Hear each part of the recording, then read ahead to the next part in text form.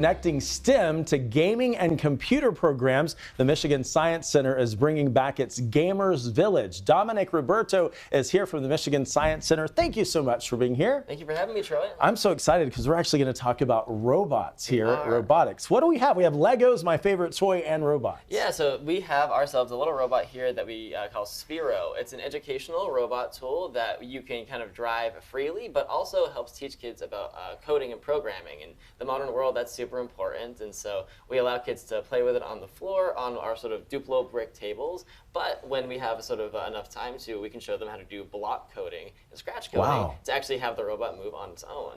All right, so why do you think that's important for kids to learn so early, these kinds of things? What will it lead them to, do you think? So, I mean, the modern world, computers and coding is becoming a part of almost every field. Fields you wouldn't even expect it to. We can use it for, doing tasks that would be very tedious on our own. In the field of biology, we use it to help find out how things speciate. In engineering, in computer programming, it's a sort of a part of our modern world and our modern life now. And getting kids early involved with it to learn those languages, just like learning any other foreign language. All right, let's get into it. You have a computer here that you brought in, as well as the sort of maze that we're going to work the robot around. So how do we start? What do we do? So we've got our little device here that you can use to control our robot. This is just our free driving mode. If we had a few hours, I'd have you code something with me. Let's see if we can show that. Oh yeah, go ahead. So that's right here. And then you showed me earlier that we can control the robot by moving this around. Exactly. So do you want me to do it, or should you do it? Go for it. Oh, you have all the fun. I get to play with it all day. So if earlier I moved it too fast and it went woo, almost off the table. So what's cool is that you just move this little blue dot, right? Yeah. And you can move the robot around. Oh, it almost went that way. And so your instincts are ready. Sometimes you need human intervention still with some of these coding projects. Will this roll off the table altogether? And if it does, what would happen? Oh, you're able to stop it pretty well. These things are made pretty sturdy for use with the kids that we teach it with. And, this is so fun. This is not only a cool extension for our Gamers Village program, but we actually have an event coming up on the 23rd. It's a partnership with First Lego League. We host their robotics competition every year. I want to keep doing this. Yeah. Oh, yeah. You're welcome to keep playing with it. I'll just talk your ear off while you play.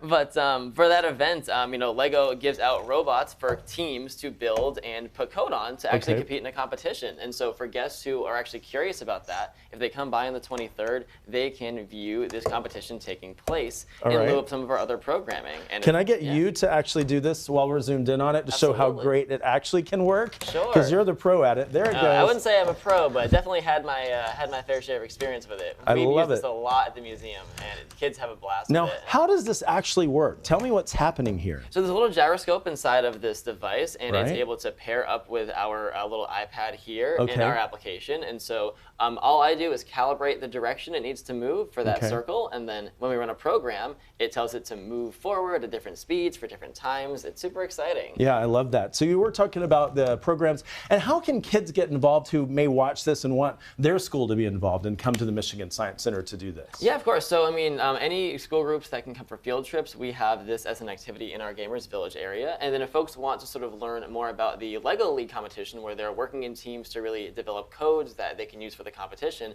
if they come on the 23rd, they can find out a bunch more about First Lego League. Or if you have a young one that wants to learn more, you can come volunteer at this event, signing up on our website or our social media for that link. All right, so I think it's really cool that we're learning this at an early age, because don't you think more and more robots are being built? We're seeing, so many robots out there.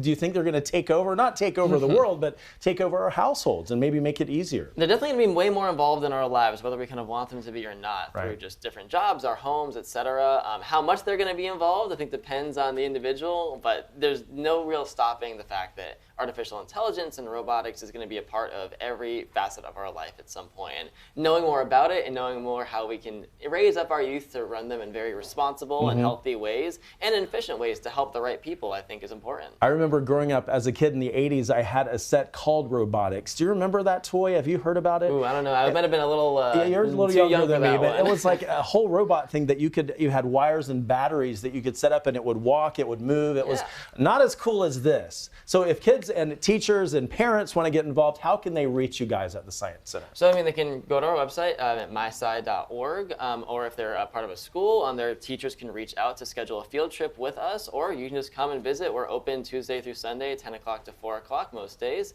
and we're able to sort of show off some of these cool things there, or come to that First Lego League competition on the 23rd and kind of get a real taste of what robotics can do for the youth nowadays. And you also have the T-Rex exhibit. Now, how long does that go? It's going to be there till until January 13th. Okay. So folks still have plenty of time to get there and see it. It's been super popular, and any day they show up right on our upper level, they're able to schedule a time slot and come check that out. So whether you're a fan of the more robotic side of science or you're a fan of the big dinosaur biological side of science, we have a little something for everyone. Yeah, I want to keep this, but I won't ask to. No worries. I'll make sure I bring it back. These? So these are actually tools for educators. Okay. So if you or someone you know is an educator, they can go to the sort of Sphero organization website and reach out, and they can use these as tools for their classrooms. So we just engage with them on the floor, but you could do entire lesson plans over months with coding and learning about that with the kids. And so I'd encourage people looking out about this and other robotics tools. There's more than just this one, but this is one of our favorite ones for obvious reasons. Tons of fun. Thank you so much, Dominic Roberto from the